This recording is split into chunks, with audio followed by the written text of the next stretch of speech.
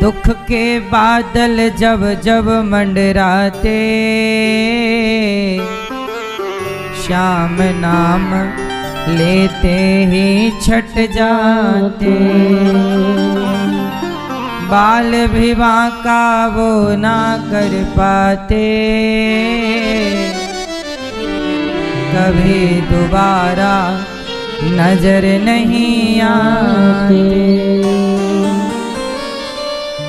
संकट आने से पहले, संकट आने से पहले, संकट आने से पहले कृष्ण आता है। क्यों घबराऊं मैं, मेरा तो श्याम से नाता है।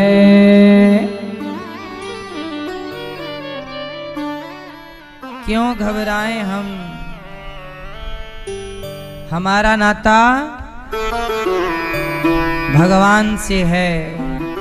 इसलिए कहता हूँ नाता एक राम जी से, दूजा नाता तोड़ दे। आशा एक राम जी की, दूजी आशा छोड़ दे।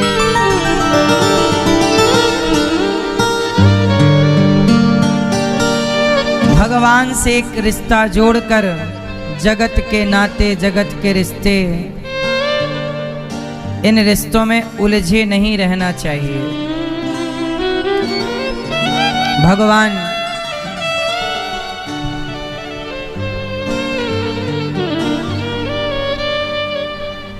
गोपियां भगवान को बहुत प्रेम करती हैं और गोपियों ने एक संबंध भगवान से जोड़ रखा है।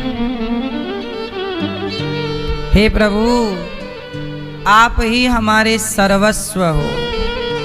त्वमेव सर्वम मम देव देव, आप ही सब कुछ।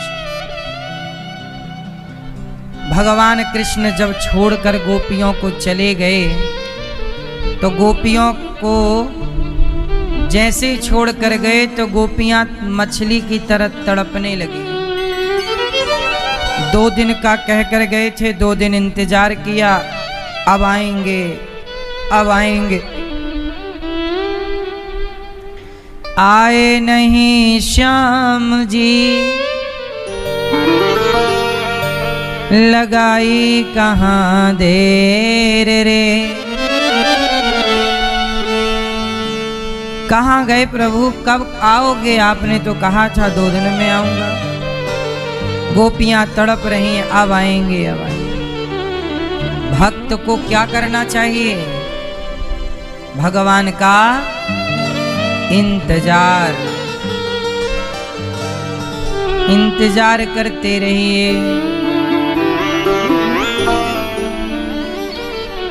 आज 2 दिन का कहकर गए, 2 महीने बीत गए, जब नहीं आए कृष्ण। अच्छा, भगवान नहीं आए तो क्या करना चाहिए? छोड़ देना चाहिए। नहीं आए कृष्ण तो भी गोपियां उस रास्ते को देख रही हैं जिस रास्ते से गए थे। अब आएंगे, अब आएंगे, अब आएंगे। इस विश्वास से देख रही हैं कि आएंगे। नहीं आए कृष्ण, लेकिन गोपियों का विश्वास टूटा नहीं। भगवान भी कई बार हमारे और आपके विश्वास की परीक्षा लेते हैं। कितने जल्दी हमारा विश्वास टूट जाता है, कितनी देर तक हमारा विश्वास रहता है, टूटता है कि रहता है। भगवान हमारी परीक्षा लेते रहते हैं। सही है। इसलिए किसी भी हाल में भगवान से विश्वास न टूटे। जब गोपियों को विश्वास था कि कृष्ण आएंगे, तब भगवान कृष्ण ने अपने मित्र उद्धव जी से कहा, उद्धव जी आप जाइए। भगवान ने उद्धव जी से कहा उद्धव उद्धव वृंदावन जाना, उद्धव वृंदावन जइयो, मैया से यो जय कहियो, याद करत तेरो सांवरो। उद्धव वृंदावन जइयो, मैया से यो जय कहियो, याद करत तेरो सांवरो। 2 दिन का मैं बोल के आया, बरसों की बीती रातें। 2 दिन का मैं बोल के आया, बरसों की बीती रातें।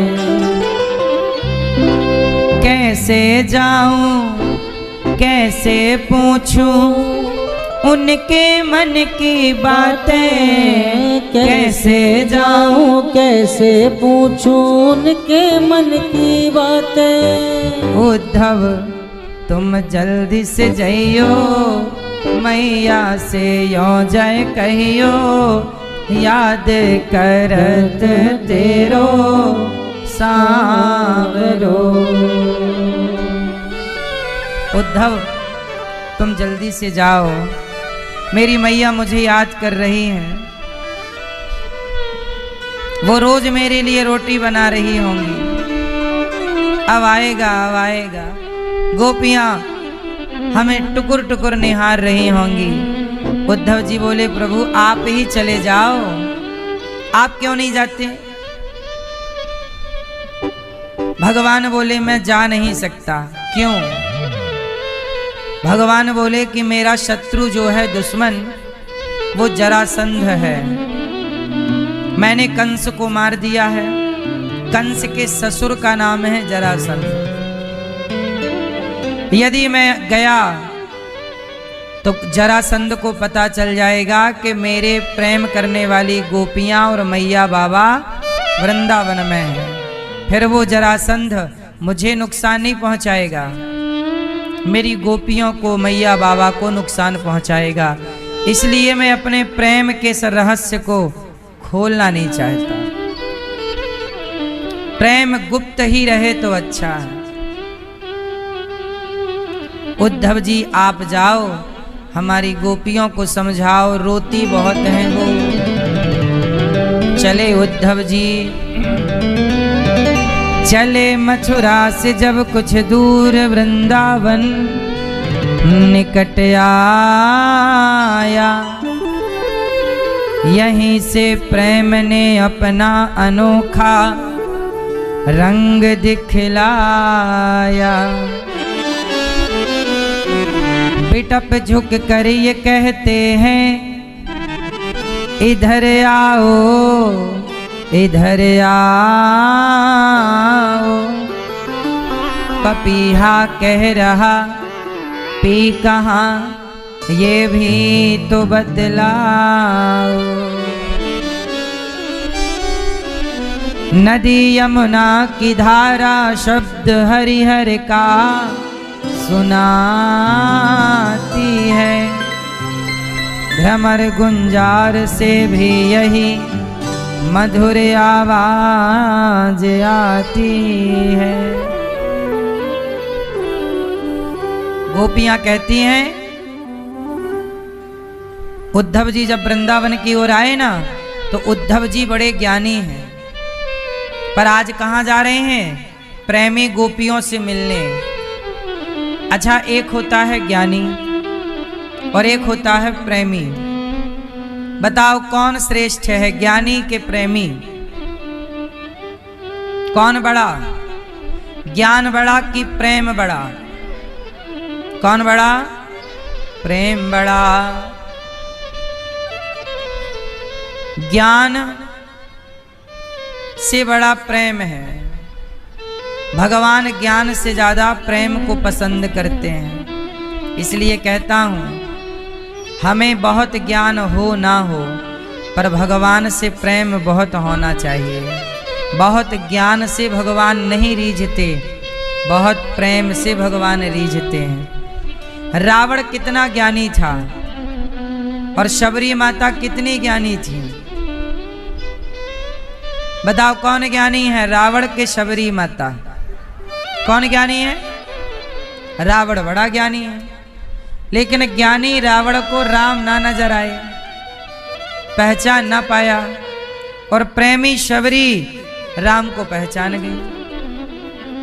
तो ज्ञान से परमात्मा को पहचान पाएंगे जरूरी नहीं है, पर प्रेम से भगवान को पहचान पाएंगे ये जरूरी है, जरूर पहचान पाओगे। इसलिए ज्ञान में उलझे ना रहो। ज्ञान जलेबी की तरह है जिसका कोई और छोर नहीं है, कहां शुरू कहां खत्म, ज्ञान का कोई अंत नहीं है, ज्ञान का कोई अंत नहीं है। पढ़ते जाओ, सीखते जाओ, सीखना चाहिए, पढ़ना चाहिए। ज्ञान रखना अच्छी बात है, ज्ञानी होना अच्छी बात है, पर ज्ञान के भरोसे भगवान को ना पाओगे। हाँ, ज्ञान के भरोसे पैसा पा जाओगे, ज्ञान के भरोसे पैसे तो पा जाओगे। ज्ञान के बल पर रावण लंका तो पा गया, पर राम को नहीं पा सका।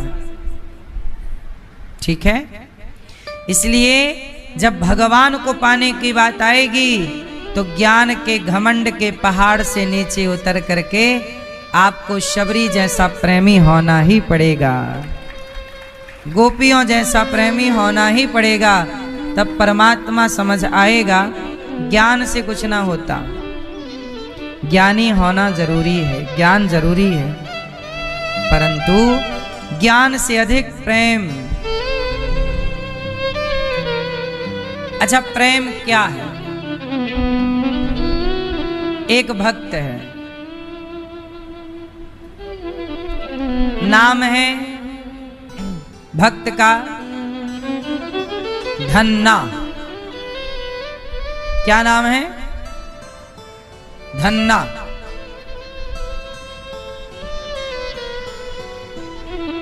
अब धन्ना नाम के छोटे से बालक हैं, उनके घर में कोई संत आए, तो वो अपने भगवान संत जी आए तो अपने भगवान शालिग्राम जी को निकाल कर नहलाकर पूजा करके भोग लगा रहे थे।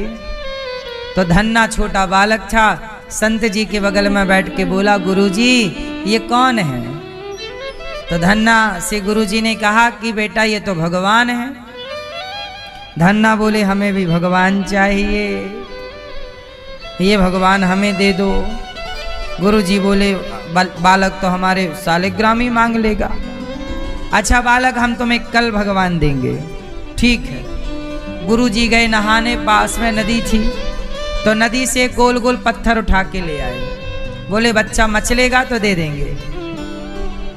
अब वो पत्थर लाए, उसको चंदन टीका लगा दिया, तुलसी चढ़ा दी, और धन्ना फिर आए दूसरे दिन। गुरुजी आपने कहा था भगवान दूंगा, आप भगवान दो। तो गुरुजी ने कहा अच्छा तू छोटे भगवान लेगा कि बड़े? बोले बड़े भगवान। तो बड़ा पत्थर ले आए थे वो नदी से उठा के, चंदन वंदन लगा के तुलसी पधरा दी, कहा ये लो तुम्हारे भगवान। अब धन्ना को क्या पता कि ये पत्थर है कि शालिग्राम है, भगवान असली है कि नकली, ये तो धन्ना को नहीं पता था, पर धन्ना की श्रद्धा और भक्ति असली थी, ये भगवान को पता था।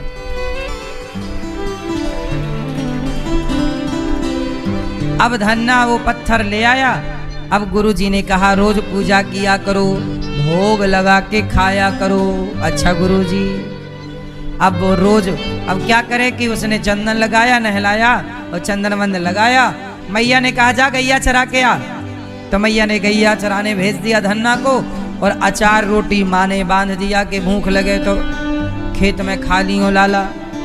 अब धन्ना अचार रोटी लेके चले, और भगवान को भी लेके चले कि गुरुजी ने कहा था भोग लगा के खाऊंगा, तो मैया ने रोटी दी है तो मैं अकेले कैसे खाऊंगा, अपने भगवान को भी खिलाऊंगा।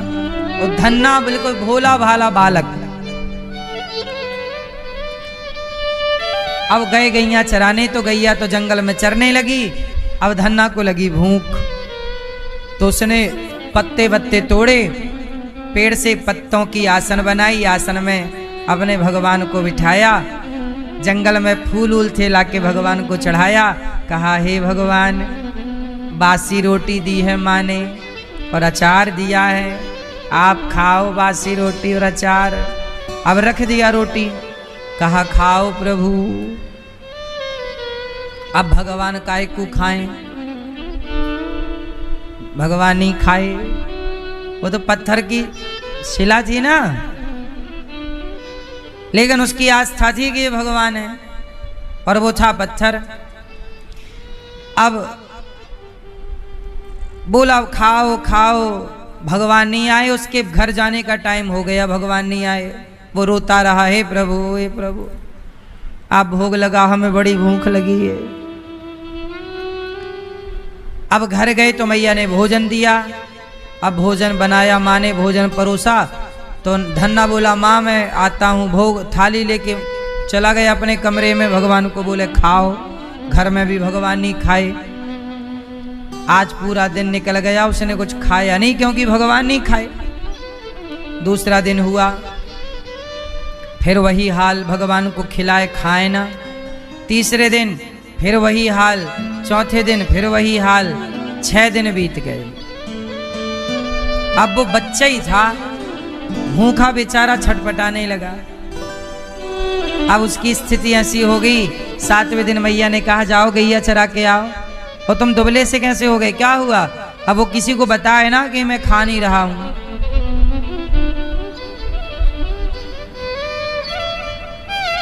अब धन्ना 7वें दिन गैया चराने जंगल गया, उसे चला भी नहीं जा रहा है ठीक से, कमजोर पड़ गया ना, भूखा है।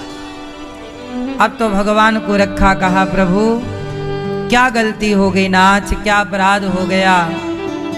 क्या हमसे पूजा करनी नहीं आती? क्या हमसे भोग लगाना नहीं आता? हे प्रभु हम कुछ जानते नहीं हैं। गुरुजी ने कहा था कि भोग लगाना, हमें क्या पता कैसे लगाया जाता है, पर हमें बहुत भूख लगी, आज कुछ नहीं खाए तो मर जाएंगे। हे प्रभु आप भोग लगा लो, हम मर जाएंगे। वो प्रार्थना कर रहा है, प्रभु हमसे कोई अपराध हो गया तो क्षमा करो, हे नाथ आओ भोग लगाओ। अब वो इतनी प्यारी प्रार्थना करने लगा। ऐसे कर दे भैया कृष्णा।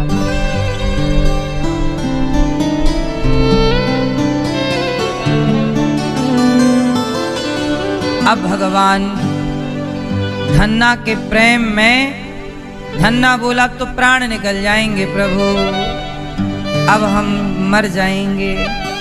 धन्ना ने कहा प्रभु आपके सिवा हमारा कौन है नाथ, हे प्रभु हमारी पुकार सुन लीजिए।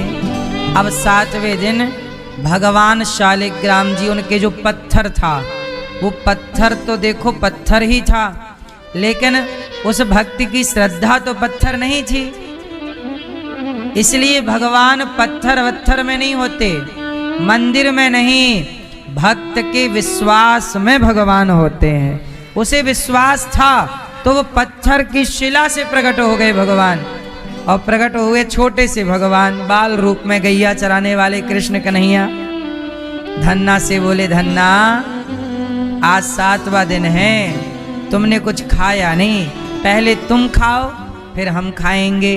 धन्ना बोला नहीं, गुरुजी ने कहा था पहले आप, एक आप खाओ पहले। अचार रोटी भगवान को दे रहा बासी, और भगवान धन्ना को पास में बिठा के अपने हाथ से खिला रहे हैं। अब तो धन्ना खुश हो गया। भगवान बोले ऐसा करो तुम सो जाओ, हम तुम्हारी गैया चराएंगे। अब धन्ना खा पी के भगवान से मिलके, अच्छा प्रभु आप ही भगवान हो? हाँ हम ही भगवान हैं। अच्छा आ गए प्रभु, हम तो भूखे मर जाते आपके लिए। अब तो धन्ना भगवान को टुकुर टुकुर देखे।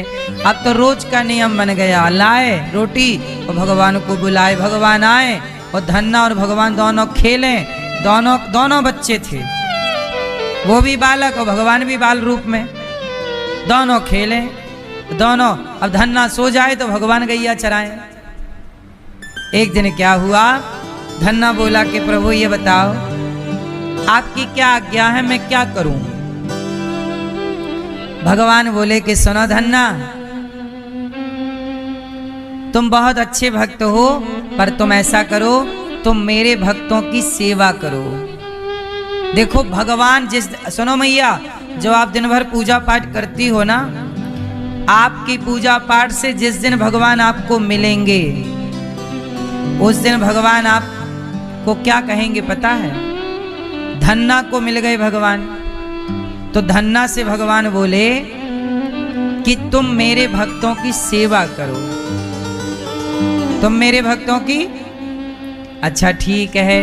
अच्छा धन्ना जो थे वो जाट थे, जाट समाज के। तो धन्ना के पिताजी का खेत था, तो अब धन्ना थोड़ा बड़े हुए, जवान हुए, तो धन्ना से कहा कि जाओ खेत में ये गेहूं बो करके आओ, 1 कुंटल 1 बोरा 1 कुंटल गेहूं दिया और कहा जाओ खेत में गेहूं बो दो, गेहूं का सीजन आ गया, गेहूं बोने का। अब धन्ना चले तो रास्ते में साधु लोग मिल गए और भगवान ने कहा था कि मेरे भक्तों की सेवा करना। तो संत लोग बोले भैया बड़ी भूख लगी है, कुछ भोजन वोजन हो तो मिले। धन्ना बोले आप बैठो, मेरे पास 1 कुंटल गेहूं है। धन्ना गए बाजार में, गेहूं बेच दिया पूरा 1 कुंटल, और जो पैसा आया उससे बढ़िया सामान लाके नदी के किनारे बढ़िया बनाया भोजन प्रसादी, और जितने साधु संत थे सबको खिलाया।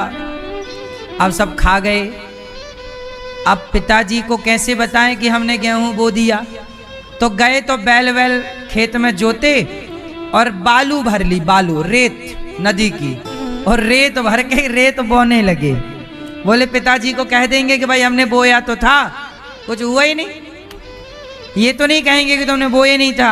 अब वो बोएंगे तो अगल बगल के किसान देखेंगे, तो वो अब वो बैल को लिए और बस बालू भरे। अब सब क्या अब किसी को क्या पता कि क्या बो रहा है, सबको ही पता गेहूं ही बोया जाता है। तो वो गेहूं तो बेच के साधु संतों को खिला पिला के आनंद हो गया, और यहाँ बालू बो रहे हैं बालू। और धन्ना को लगा पिताजी को पता लगेगा तो मारेंगे बहुत।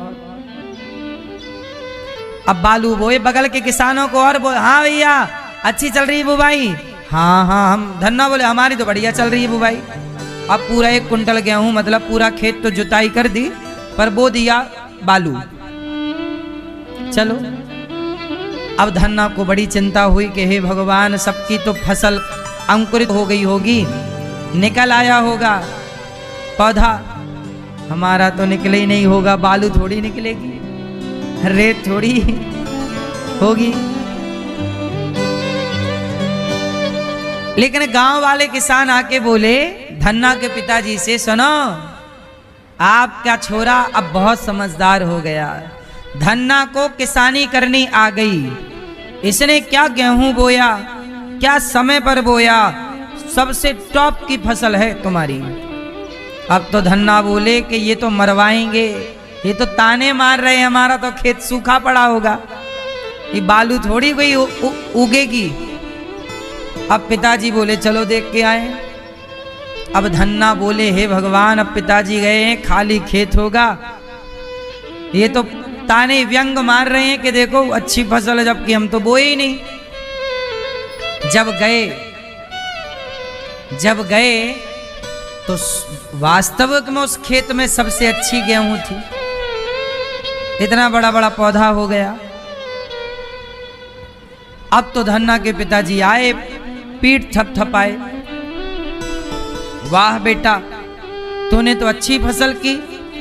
अब तो धन्ना को आश्चर्य हुआ, धन्ना खेत देखने गए तो हरा, पूरा खेत हरा भरा। अब धन्ना को चिंता हुई, ये कैसे हुआ, हमने तो बालू बोई थी।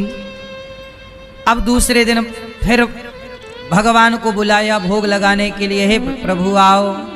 और जब भगवान आए, अब भगवान से वो रोज मिलते, तो धन्ना ने भगवान से कहा, प्रभु हमने तो पिताजी का दिया गेहूं संतों को खिला दिया था, परंतु ये खेत में गेहूं बोया ही नहीं हमने, कैसे हो गया?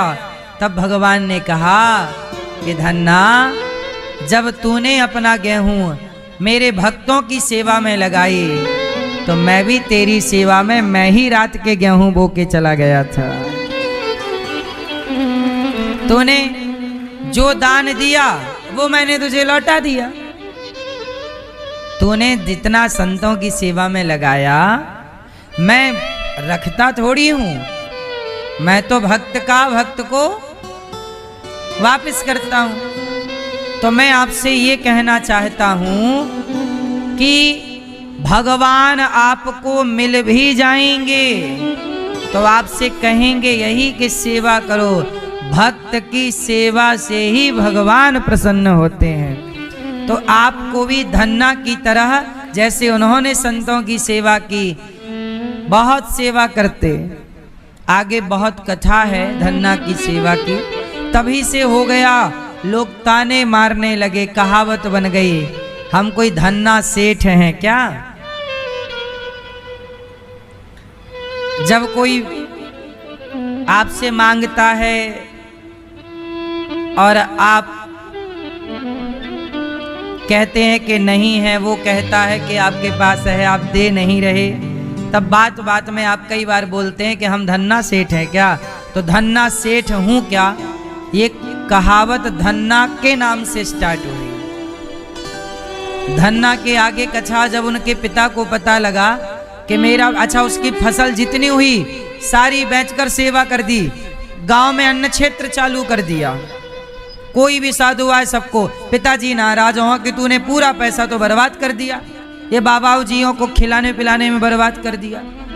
तो पिताजी ने उसे देना बंद कर दिया, तुझे कुछ नहीं मिलेगा, ना खेत मिलेगा ना पैसा मिलेगा। तब कहते हैं कि भगवान ने इनको कहा कि तुम फसल वो फलानी। उस समय भगवान ने उस खेत में धन्ना को खूब सोने चांदी भर भर के भगवान ने धन्ना को दिए कि लो, तुम सेवा करते हो तो धन तुम्हें मैं दूंगा। सेवा करने वाले की तो व्यवस्था भगवान करते हैं, सेवा करने वाले की व्यवस्था करते हैं कि नहीं, बताओ मेरी माँ। प्रेम क्या है? यदि प्रेम है तो पत्थर की प्रतिमा से भी भगवान प्रकट होंगे। धन्ना के प्रेम में ना प्रकट हो गए भगवान। फिर इसलिए प्रेम क्या है? प्रेम जहां एक के भरोसे रहा जाए, कोई कामना ना हो, बस निस्वार्थ भाव से जो समर्पण है उसी का नाम प्रेम है। तत्सुखी सुखित्वम। गोपियां भगवान से कुछ चाहती नहीं है, भगवान से कुछ नहीं चाहती, भगवान को ही चाहती हैं। जैसे गोपियां भगवान को चाहती हैं, जैसे धन्ना भगवान को चाहते हैं, जैसे मीरा भगवान को चाहती हैं, ऐसे भगवान को चाहना ही प्रेम है, भगवान के सिवा कुछ नहीं। कई बार आप कहते हैं कि भगवान से मांगना पड़ता है। अच्छा एक बात, सब लोग एक प्रश्न का उत्तर दो, ये बताओ, आग के पास जाओगे तो क्या आग से गर्मी मांगनी पड़ेगी? जोर से, जोर से। आग से गर्मी मांगनी नहीं पड़ती, बस पास में चले जाओ, गर्मी अपने आप आपको मिलने लग जाती है। बोलो हाँ, जोर से। बर्फ के पास जाओ तो ठंडक मांगनी नहीं पड़ती, अपने आप आपको शीतलता प्राप्त होने लगती है। केवल समीप जाओ, आग के पास जाओगे गर्माहट अपने आप आने लगेगी, बर्फ के पास जाओ ठंडक अपने आप आपको मिलने लग जाएगी। ऐसे ही भगवान के समीप जाओ तो सही, कृपा अपने आप होने लग जाएगी। मांगना नहीं पड़ता। आप लोग पता नहीं मांगने पे ज्यादा भरोसा करते हैं। हम कहते हैं आग से गर्मी कौन मांगता है? क्या नहीं मांगते तो नहीं मिलती? जोर से। फिर जब आग अपना स्वभाव नहीं छोड़ती गर्माहट देने का, तो भगवान का भी स्वभाव है, जो शरण में आएगा उस पर मैं कृपा करूंगा। आप जाओ शरण में, मांगो ना, बिन मांगे मोती मिले, मांगे मिले ना भीख। भगवान से गोपियां प्रेम करती हैं, और जहां प्रेम हो वहां कोई डिमांड नहीं, कोई चाह नहीं, इच्छाएं नहीं। उद्धव जी आए, गोपियों से कहने लगे, माँ यशोदा से मिले, रात भर चर्चा हुई, सवेरे गोपियों से मिले, गोपियों की और उद्धव जी की बात हुई। क्या बात हुई? गोपियां कहती हैं, उद्धव जी